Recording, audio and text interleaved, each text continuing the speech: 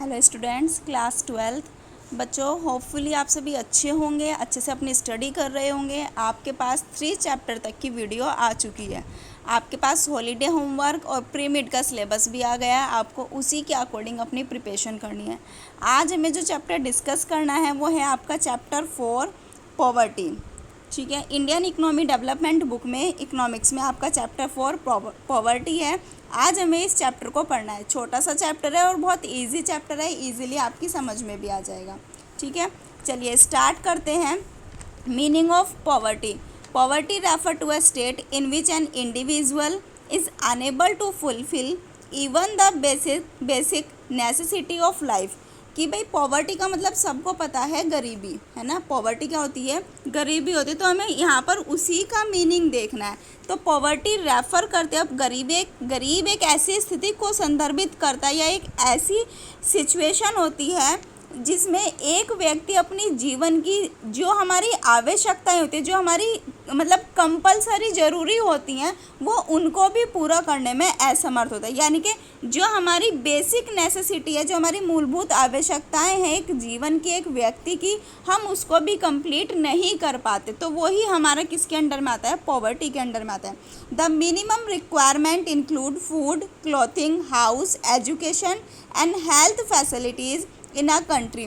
भाई एक कंट्री के लिए हमारी मिनिमम रिक्वायरमेंट क्या होती है? कि हमारे पास फूड हो, भोजन हो खाने के लिए, कपड़े हो पहनने के लिए, रहने के लिए घर हो, और हमारे पास शिक्षा हो, है ना। क्योंकि जब भी हमारे पास शिक्षा होगी और स्वास्थ्य हमारा अच्छा होगा तभी हम अपनी पॉवर्टी को दूर कर सकते हैं। तो एक कंट्री के लिए न्यूनतम आवश्यकताओं की किसी भी देश में भोजन, आवास, हमारा कपड़े, शिक्षा और जितनी भी स्वास्थ्य सुविधाएं हैं वो सभी अगर शामिल हैं तो हम पॉवर्टी में नहीं आते। लेकिन अगर हम ये भी अपनी रिक्वायरमेंट कंप्लीट नहीं कर पा रहे हैं तो हम पॉवर्टी के अंडर में आता है। हमारा कंट्री भी उसी के अंडर में आएगा। ठीक है, where a big mass of the population is deprived of even minimum amenities of life for a very long period.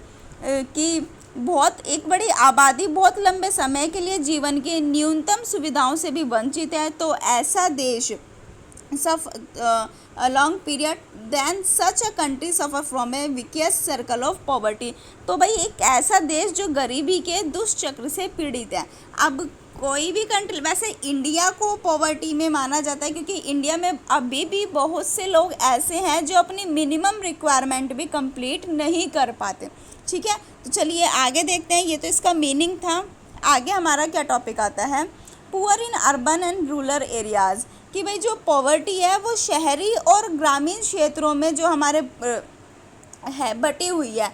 कि भाई अर्बन एरियाज़ में कैसे लोग पॉवर्टी के अंडर में आते हैं और शहरी क्षेत्रों में कैसे लोग उसमें आते हैं। ठीक है, तो अर्बन और रूरल दोनों एरियाज़ में देखना है हमें कि किस तरह से डिवाइड किया हुआ है। Poverty is harsh reality of a large section of the Indian populations. भारतीय आबादी के एक बड़े हिस्से के लिए गरीबी एक कड़वी सच्चाई है। ठीक है, poverty in India has been study from 2 points. कि भाई पॉवर्टी को 2 पॉइंट्स में डिस्क्राइब किया गया है, अर्बन एंड रूरल। तो अर्बन एरियाज़ में किस तरह की पॉवर्टी शो करती है और रूरल एरियाज़ में किस तरह की करती है। ठीक है, in urban areas poor people include pushcart vendor, street cobbler, rag picker, beggar, etc। कि भाई जो शहरी क्षेत्रों में जो गरीबी लोग आते हैं वो कौन कौन आते हैं? पुशकार्ट वेंडर यानी कि जो ठेला लगाने वाले होते हैं, स्ट्रीट कॉबलर जो मोची होते हैं गली के किनारे पर, रैग पिकर जो कूड़ा बीनने वाले होते हैं, बैगर्स भिखारी। इन सभी को हमने अर्बन एरियाज़ के पॉवर्टी में शामिल किया गया है कि ये लोग पुअर होते हैं। दे पॉसेस फ्यू एसेट्स, उनके पास कुछ एसेट्स भी होती है जो उनकी नॉर्मली होती है। ठीक है, नेक्स्ट आते हैं इन रूरल एरियाज़। तो रूरल एरियाज़ में क्या होता है? Rural areas poor people include landless, agriculture labour, cultivations with very small land holding, landless laborers engaged in a variety of non-agriculture job और tent cultivator with small land holding। कि गरीबी लोगों में क्या होता है कि यहाँ पर बहुत कम भूमि, यानी कि जिनके पास बहुत कम भूमि है जोतने के लिए, अगर वो भूमिहीन है तो वो खेती किसी कोई मजदूरी कर रहे होंगे, स्मॉल लैंड होल्डिंग होगी उनके पास, ठीक है। या विभिन्न प्रकार के ऐसे जो कार्य जो हम दूसरों की ज़मीन पर करते हैं, मीन्स ज़मीन उनकी नहीं है लेकिन वो वहाँ पर एक मजदूरी के रूप में अपना काम कर रहे हैं। तो कुछ लोग ऐसे भी होते हैं जो नॉन एग्रीकल्चर जॉब करते हैं, है ना, छोटी जोती वाली, जिसे काश्तकार भी शामिल होते हैं। तो वो लोग जिनके पास खेती नहीं होती वो रूरल एरियाज़ के क्या कहलाते हैं, पुअर लोग कहलाते हैं, ठीक है। लेकिन ऐसा बहुत कम होता है, सभी के पास कुछ ना कुछ ज़रूर होती है। Many rural people do not get to have even 2 meals a day. कई ग्रामीण लोगों को एक दिन में दो वक्त का खाना भी नहीं मिल पाता था। ये सब पहले, मतलब जब बहुत टाइम पहले ऐसा होता था, लेकिन अभी रूरल एरियाज़ में या अर्बन एरियाज़ में ऐसा नहीं है, ठीक है। तो आपका चैप्टर है, जो आपके चैप्टर में बताया गया है वही आपको एक्सप्लेन किया जा रहा है।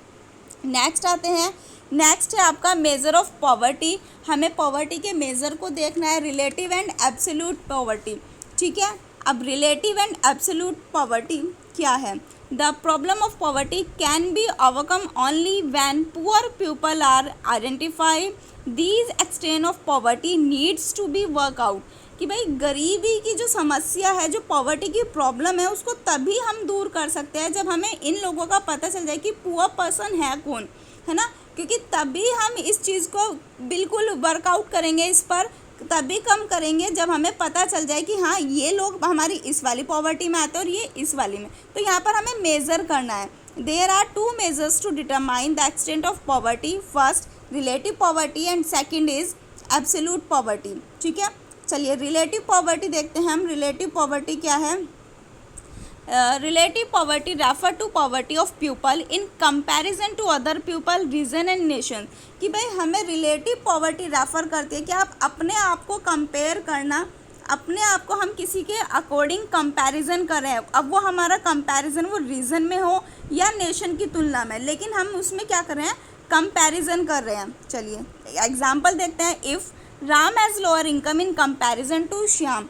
श्याम की तुलना में राम की इनकम क्या है, कम है, तो हम कह सकते हैं कि राम अपेक्षाकृत श्याम की तुलना में गरीब है।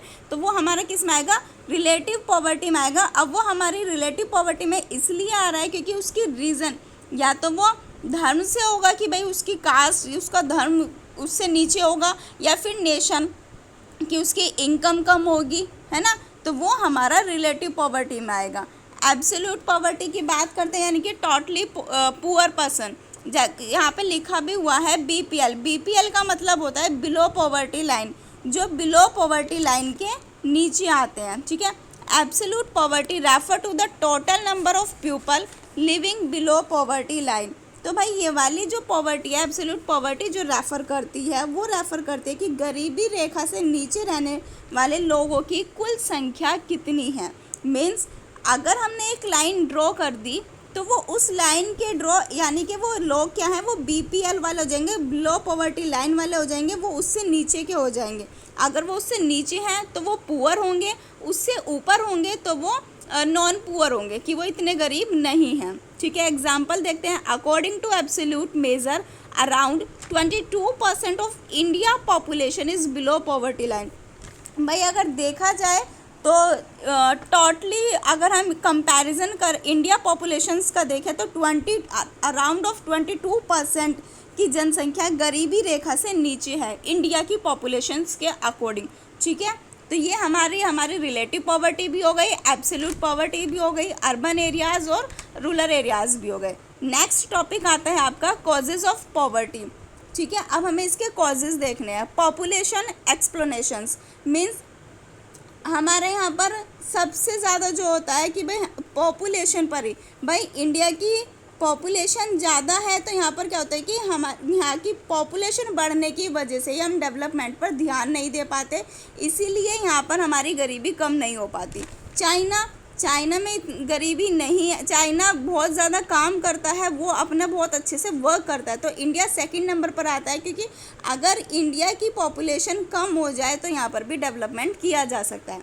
Low level of economic development भाई अगर हम बहुत सारे रिफॉर्म चलाते हैं बट वो उतने नहीं हो पाते जितने हमें ओवरऑल चाहिए होते हैं, है ना। तो इकोनॉमिक डेवलपमेंट का भी हमारा लेवल जो है वो बिल्कुल लो है, हम उतना वर्क नहीं कर पाते। Poor state of agriculture. अब एग्रीकल्चर की बात करें तो एग्रीकल्चर में हमारा बहुत सारी चीज़ें आती हैं कि अगर हमें एग्रीकल्चर का डेवलपमेंट करना है तो उसके लिए हमें agriculture reform, land reform, green revolution, अगर हम सबको एक इक्वालिटी में लेकर चले, अगर हम उनको एक डिवाइड कर दे तो हर जगह एक जैसा विकास होगा और हम देखेंगे कि सबसे ज़्यादा हमारी जो डेवलपमेंट होगा फिर वो एग्रीकल्चर में होगा और हमारी जो पॉवर्टी है वो कम होना शुरू हो जाएगी, क्योंकि कहा जाता है कि सबसे ज़्यादा जो पॉवर्टी होती है वो एग्रीकल्चर से होती है। ठीक है, नेक्स्ट आता है हमारा हाई लिटरेसी रेट, कि भाई यहाँ पर क्या होता है कि पढ़े लिखे लोगों की संख्या बहुत कम होना। अब नहीं है ऐसा, अब पढ़े लिखे लोग काफ़ी हैं, लेकिन ये पहले होता था कि पढ़े लिखे लोगों की संख्या कम थी इसलिए पॉवर्टी ज़्यादा थी, गरीबी ज़्यादा थी। High level of unemployment. भाई हाई लेवल ऑफ अनएम्प्लॉयमेंट का है कि जब लोगों के पास काम करने के लायक नहीं है, काम करने के लायक हैं लेकिन उनके पास नॉलेज भी है लेकिन काम नहीं है, तो वो हमारा अनएम्प्लॉयमेंट है। हायर एजुकेशन है, नॉलेज है बट वर्क नहीं है, तो वहाँ पर क्या आ जाएगा हमारा अनएम्प्लॉयमेंट। और अनएम्प्लॉयमेंट होगा तो भैया पॉवर्टी तो होनी ही होनी है ना। अगर बेरोजगारी ख़त्म तो हमारी पॉवर्टी भी ख़त्म हो जाएगी। इन इक्वालिटी ऑफ इनकम, इनकम में इक्वालिटी ना होना, है ना। इनकम में अगर इक्वालिटी नहीं होगी, समानता नहीं होगी, तो भी हमारी पॉवर्टी होगी। किसी को कुछ इनकम हो रही है, किसी की कुछ इनकम हो रही है, तो भी हमारी पॉवर्टी बढ़ेगी। इन्फ्लेशन, भाई इन्फ्लेशन तो हमारी बढ़ती चल जाती है, इन्फ्लेशन होगी, महंगाई होगी तो भी पॉवर्टी होगी, क्योंकि किसी पर्सन के पास अगर पैसा नहीं होगा तो वो सामान कैसे खरीदेगा। महंगाई होगी तो भी नहीं कर सकेगा। इनकम होगी और इन्फ्लेशन भी हो रही है तो भी वो एडजस्ट कर सकता है, लेकिन महंगाई है और इनकम नहीं है तो एडजस्ट नहीं कर सकता। ठीक है, तो ये सब हमारे कॉजेज़ ऑफ पॉवर्टी हैं जो आपकी बुक में भी हैं, आपको बुक से भी पढ़ने हैं। नेक्स्ट आता है government approach to remove poverty, कि गवर्नमेंट ने क्या अप्रोच किए हैं पॉवर्टी को रिमूव करने के लिए। The Indian constitution and 5-year plan have always state social justice as the primary objective of the developmental strategy of the government, कि भाई इंडियन कॉन्स्टिट्यूशन जो हमारा भारतीय संविधान है और जो हमारी 5 वर्षीय योजना है, हमेशा सामाजिक न्याय को गवर्नमेंट एक विकासात्मक, एक डेवलपमेंट, एक स्ट्रेटजी के साथ में चलते कि हमारा जो प्राइमरी ऑब्जेक्टिव है सबसे पहले हम उसको इंक्लूड करें। ठीक है, तो चलिए देखते हैं। The government approach to poverty reduction has 3 dimensions. तो गरीबी कम करने के लिए सरकार ने अपने दृष्टिकोण के हिसाब से 3 आयाम बताए हैं। First, growth oriented approach. Growth oriented approach, विकासमुखी दृष्टिकोण। This approach was initiated from the first 5-year plan. ये जो हमारा फर्स्ट अप्रोच है, ये वाली जो हमारी अप्रोच है, ये पहली 5 वर्षीय योजना से शुरू की गई थी। Growth oriented approach prove to be ineffective because, लेकिन ये जो हमारी अप्रोच है ये इतनी ज़्यादा इफ़ेक्टिव नहीं हुई है। क्यों? अब इसका फर्स्ट पॉइंट देखिए, population growth result in a very low growth in per capita income, क्योंकि जो हमारी पर कैपिटा पॉपुलेशन ग्रोथ के साथ में जो हमारी पर कैपिटा इनकम होनी थी वो बहुत ज़्यादा अच्छी नहीं हुई, इसमें बहुत ज़्यादा ग्रोथ नहीं हुई, तो जिस वजह से हमारा ये इफ़ेक्टिव नहीं हुआ। ठीक है, सेकंड पर आता है poverty elevations programme. Poverty elevation programme यानी कि गरीबी उन्मूलन कार्यक्रम। This second approach has be initiated from the third 5-year plan and progressively enlarged since then, कि यह दूसरा दृष्टिकोण तीसरी 5 वर्षीय योजना से शुरू किया गया और तब से विस्तारित हुआ है। ठीक है, थर्ड पर आते हैं। थर्ड है हमारा minimum need programme. Minimum need यानी कि न्यूनतम आवश्यकता कार्यक्रम, क्योंकि भाई पॉवर्टी को दूर करना है तो सबसे ज़्यादा जिसकी जो मिनिमम नीड्स हैं उनको कंप्लीट किया जाए। ठीक है, तो this approach has been initiated from the 5th 5-year plan. ये जो हमारा अप्रोच है ये 5th 5-year प्लान से स्टार्ट की गई है। 3 major programme that aim at improving the food and nutrition status of the poor are, कि भाई जो गरीबी के भोजन और पोषण न्यूट्रिशन की स्थिति में कुछ डेवलपमेंट करने के लिए उन्होंने 3 मुख्य अपने मेजर बताए हैं। तो वो कौन कौन से हैं? फर्स्ट, पब्लिक डिस्ट्रीब्यूशन सिस्टम, जिसको हम पीडीएस भी बोलते हैं, कि सार्वजनिक वितरण प्रणाली, कि हमें डिस्ट्रीब्यूट करना है पब्लिक में। Second, integrated child development scheme, समेकित बाल विकास योजना, चाइल्ड डेवलपमेंट को डेवलप करना है। Mid day meal scheme. और थर्ड चलाई है मध्याह्न भोजन स्कीम। ठीक है, तो ये हमारी मिनिमम नीड्स को कंप्लीट करेंगे और इसी के थ्रू हमारा कुछ ना कुछ इम्प्रूवमेंट किया जाएगा। सो स्टूडेंट्स, ये आपका चैप्टर 4 पॉवर्टी छोटा सा चैप्टर था जो एक वीडियो में कंप्लीट हो गया है। आपके पास ये वीडियो आएगी तो आपको ध्यान से सुनना है, समझना है, नोट्स को कंप्लीट करना है और अपनी बुक से भी स्टडी करनी है। ठीक है, प्री मिड एग्ज़ाम के लिए अच्छे से प्रिपरेशन करना, हॉलीडे होमवर्क कंप्लीट करना और be safe and study continue करें, अपनी अच्छे से स्टडी करें, घर पर रहकर अपना ध्यान रखें। Thank you, have a good day.